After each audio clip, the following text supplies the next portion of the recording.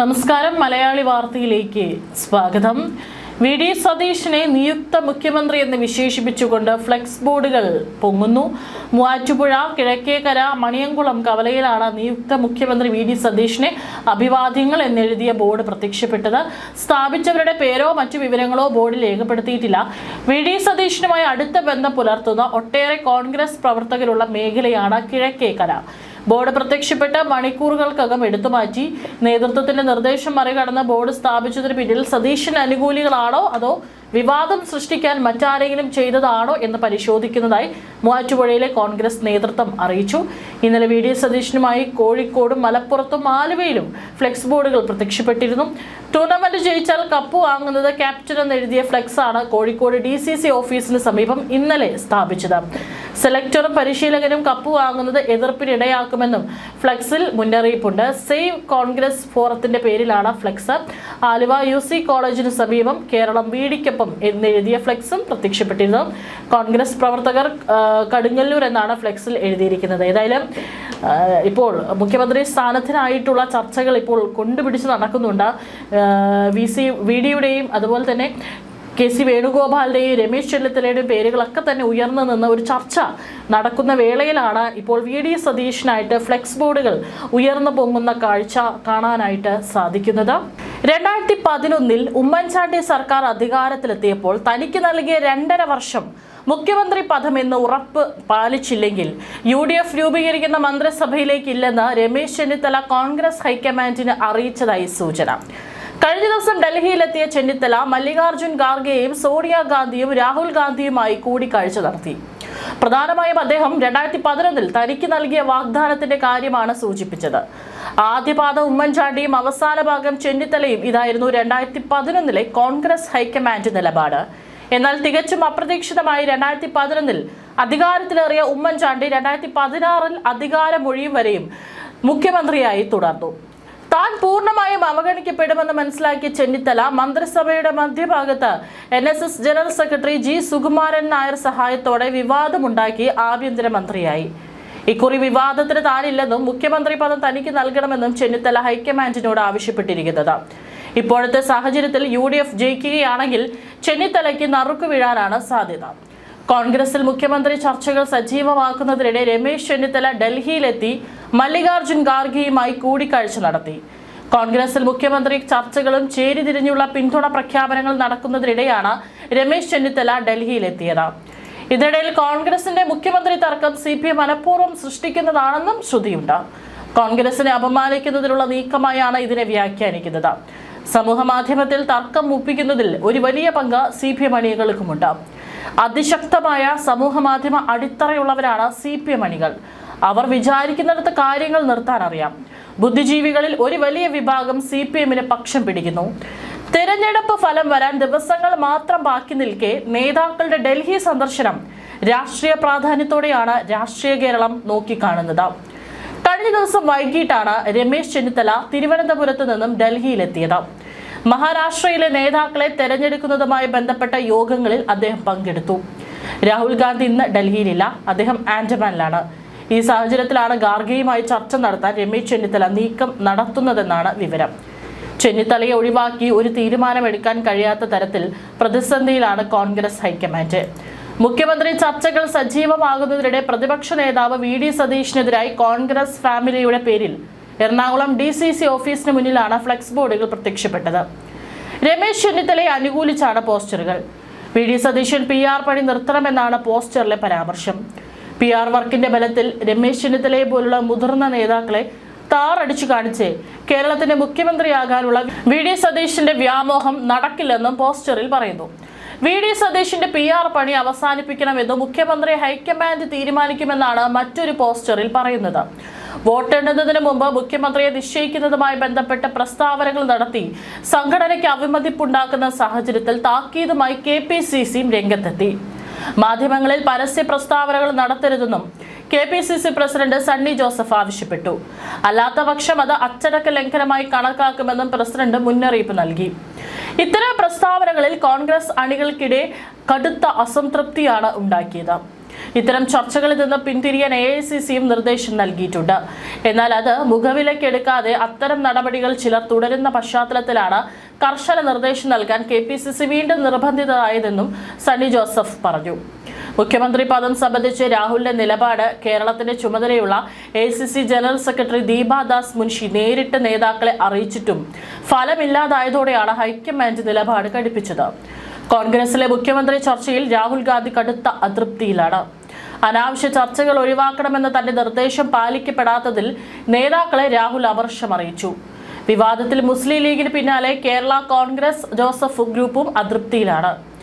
സാധാരണ തിരഞ്ഞെടുപ്പ് ഫലം വന്ന ശേഷം ഇത്തരം പിടിവലിയെങ്കിൽ അനുകൂല സാഹചര്യം പ്രതീക്ഷിച്ചുള്ള മുഖ്യമന്ത്രി കസേര തർക്കം അനാവശ്യമാണെന്ന കടുത്ത നിലപാടാണ് രാഹുൽ ഗാന്ധി അറിയിച്ചത്. യോഗ്യത സംബന്ധിച്ച നേതാക്കളുടെ അവകാശവാദങ്ങളും സമൂഹമാധ്യമങ്ങളിലൂടെയുള്ള അണികളുടെ പോർവിളിയും എത്രയും വേഗം അവസാനിപ്പിക്കാൻ KPCCക്ക് ദീപാദാസ് മുൻഷി മുഖേന രാഹുൽ ഗാന്ധി നിർദ്ദേശം നൽകി. അതിന്റെ അടിസ്ഥാനത്തിലാണ് പരസ്യ പ്രസ്താവനകൾ വിലക്കി KPCC അധ്യക്ഷൻ വാർത്താക്കുറിപ്പിറക്കിയത്. എന്നിട്ടും മുതിർന്ന നേതാക്കൾ തന്നെ നിർദ്ദേശം ലംഘിക്കുകയാണ്. ഇത്തരം ചർച്ചകൾക്ക് ആര് വളം വെച്ചാലും കടുത്ത നടപടി ഉണ്ടാകുമെന്ന മുന്നറിയിപ്പ് ഹൈക്കമാൻഡ് നൽകി. ശനിയാഴ്ച ചേർന്ന KPCC യോഗത്തിലും ദേശീയ നേതൃത്വത്തിന്റെ വികാരം ദീപാദാസ് മുൻഷി അറിയിച്ചിരുന്നു. എങ്കിലും സമൂഹ മാധ്യമങ്ങളിലും പുറത്തും വടംവലി തുടരുകയാണ്. സതീഷിനെ ഉന്നമിട്ട് രമേശ് ചെന്നിത്തലയെ അനുകൂലിച്ച് എറണാകുളത്ത് ഫ്ലെക്സ് ഉയർന്നതും അസ്വസ്ഥത ഉണ്ടാക്കിയിട്ടുണ്ട്.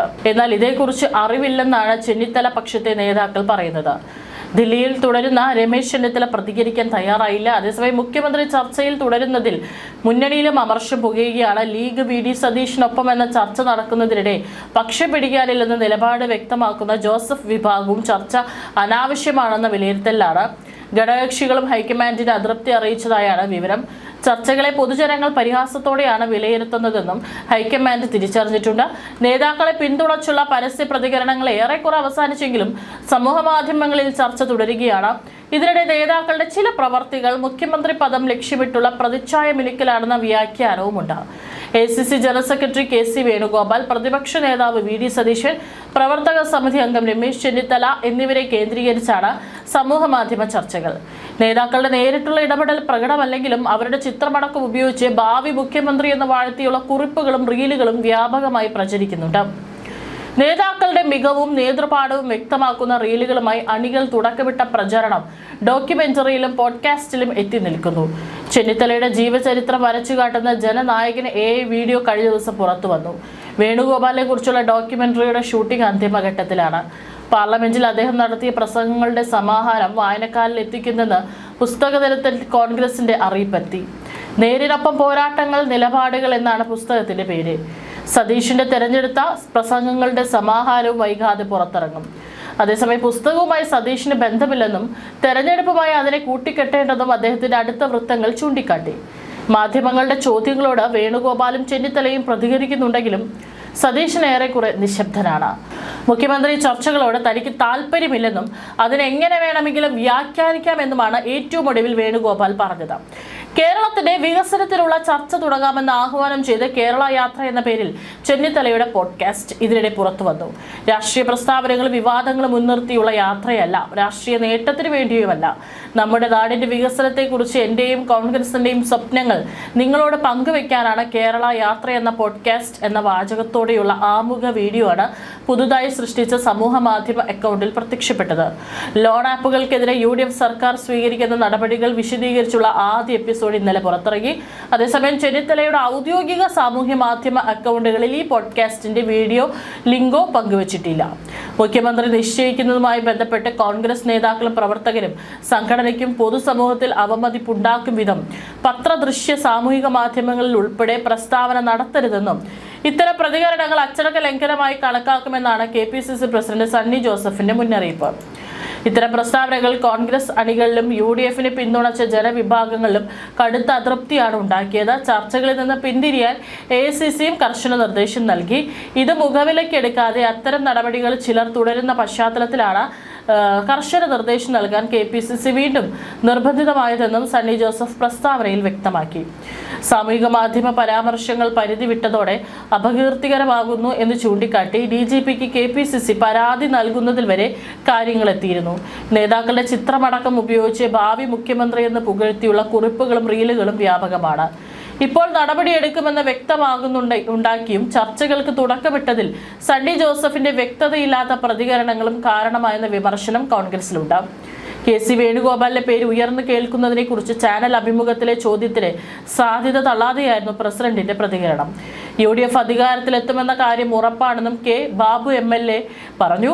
ഒരു കോൺഗ്രസുകാരനായിരിക്കും മുഖ്യമന്ത്രിയെന്നും അത് ആരെന്ന് ഹൈക്കമാൻഡ് തീരുമാനിക്കുമെന്നും ബാബു പറഞ്ഞു. ആരാകും കേരളത്തിലെ പ്രതിപക്ഷ നേതാവ്? മുഖ്യമന്ത്രിയെക്കുറിച്ച് മാത്രം ചർച്ച ചെയ്താൽ പോരല്ലോ. മുഖ്യമന്ത്രി ആരാകുമെന്ന് മെയ് 4-ന് ശേഷം ചർച്ച ചെയ്യാം.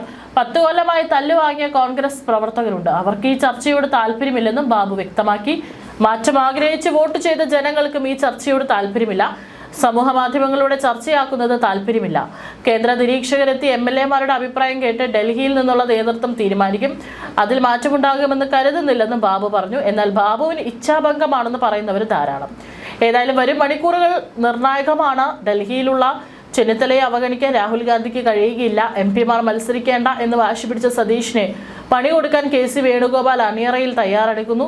തനിക്ക് മുഖ്യമന്ത്രിയാകാനാവില്ലെന്ന് മനസ്സിലാക്കിയത് KC വേണുഗോപാൽ പതിയെ ചെന്നിത്തലയുടെ കൂടാരത്തിലേക്ക് നീങ്ങുകയാണ്. സതീഷിനേക്കാൾ ഭേദം ചെന്നിത്തലയാണെന്ന് കൃത്യമായ വിവരം രാഹുൽ ഗാന്ധിയുമായി പങ്കുവച്ചു കഴിഞ്ഞു. KC നിയമസഭയിൽ മത്സരിക്കാൻ ആലോചിച്ചപ്പോൾ തന്നെ താൻ മത്സരിക്കാനില്ലെന്ന് സതീശൻ പ്രഖ്യാപിച്ചതിലുള്ള കലിപ്പ് ഇതുവരെയും തീർന്നിട്ടില്ല. അതിനാൽ മുഖ്യമന്ത്രി പദവുമായിട്ടായിരിക്കും ചെന്നിത്തല കോളത്തിൽ മടങ്ങിയെത്തുക.